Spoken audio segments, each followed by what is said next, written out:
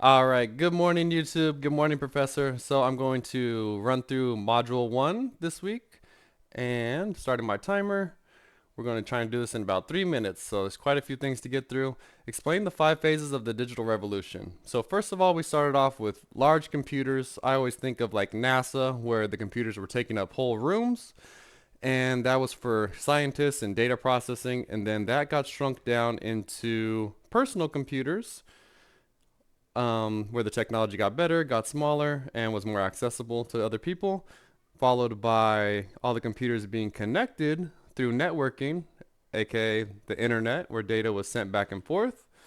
And then we have cloud computing, where data is saved offsite on a different, saved and accessed offsite, um, pretty much in a different computer storage in a different location where you're able to access it when you need it.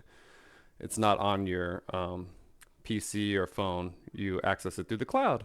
And then finally, we got ubiquitous computing, where that would be technology and computer in our everyday life, everywhere, as far as even in our pocket, right? We have a cell phone with us all the time. Maybe on your bike now has a computer, your toaster, etc.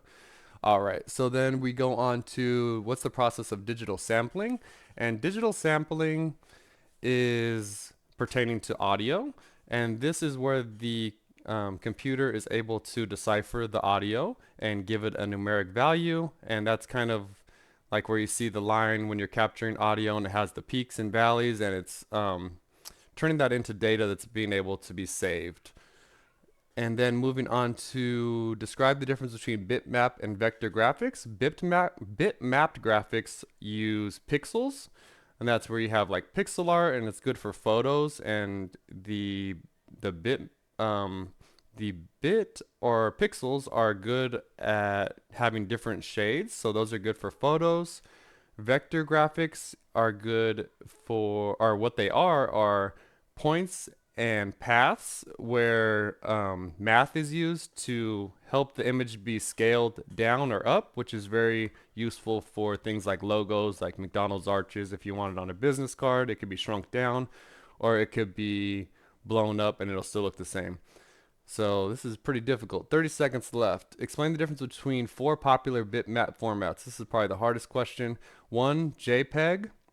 That's a smaller file size. 2, we got, let's see, PNG, which is used for transparency, and that helps also for graphics or logos. Then we got, let's see, GIFs, which are like a animation. For example, like, you send it on social media or you see it and it's like, hey, go to school with some text. Hey, go to school. And it's repeating, repeating. I'm going to just keep going here.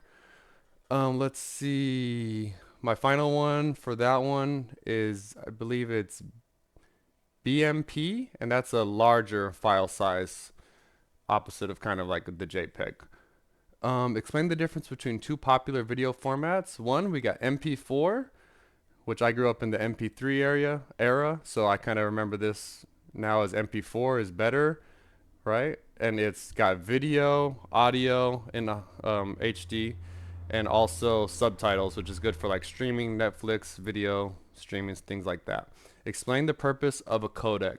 A codec is short for coder decoder, where the computer is taking a video and audio and putting it into code to be able to be sent and saved in different file sizes. There's many different codecs. The codec can be stored in the computer and then uploaded and then sent out to other people, and then the other PCs need to have the same codec to be able to decipher the code to play the video and audio back. All right, so I don't want to go too far over. I believe I hit on all of them, and thank you very much. Bye, everybody.